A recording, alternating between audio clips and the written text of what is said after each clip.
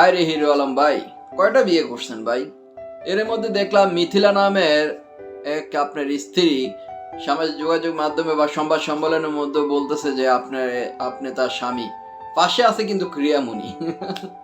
পাশে কিন্তু আপনার তৃতীয় স্ত্রী রিয়ামণি আছে। হিরো আলম ভাই, জীবনে কি ভুল না করলেন আপনি? একটা, দুইটা, তিনটা, এখন আবার চারটা। কি আপনি কি ভাই যেখানে যান সেইখানে কি বিয়ে করে চলে আসেন নাকি? হ্যাঁ, সাম্প্রতিক হিরো আলম ভাইয়ের বাবা এই দুনিয়া থেকে চলে যায়, তখন হিরো আলম বয়কট করে তার এই তৃতীয় স্ত্রী রিয়ামণিকে, যে বাবার অসুস্থতা থাকার সময় তার পাশে ছিল না রিয়ামণি। সে দুঃখ, বেদনা, কষ্ট, অভিমানে রিয়ামণিকে বয়কট করে এবং কি ডিভোর্স দিয়ে দেন। কিন্তু এর মধ্যে হঠাৎ করে কোথায় থেকে চলে আসলেন এই মিথিলা।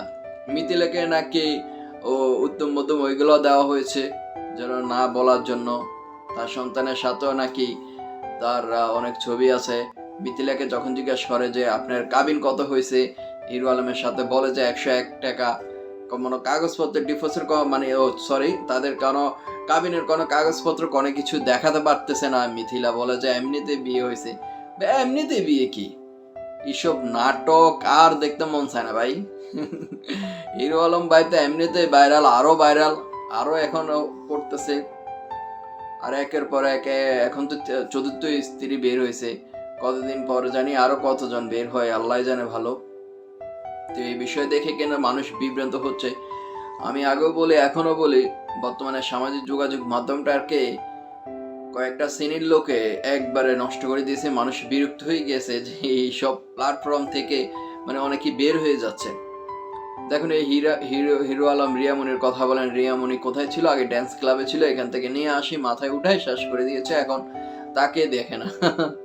সংসার এইভাবে চলে যাচ্ছে। বোঝা উচিত আপনাদের, এসব নাচ গান রং এগুলা কিন্তু জীবন চলে না। এভাবে চোখের সৌন্দর্য সবকিছু নয়, চাকচিক্যা।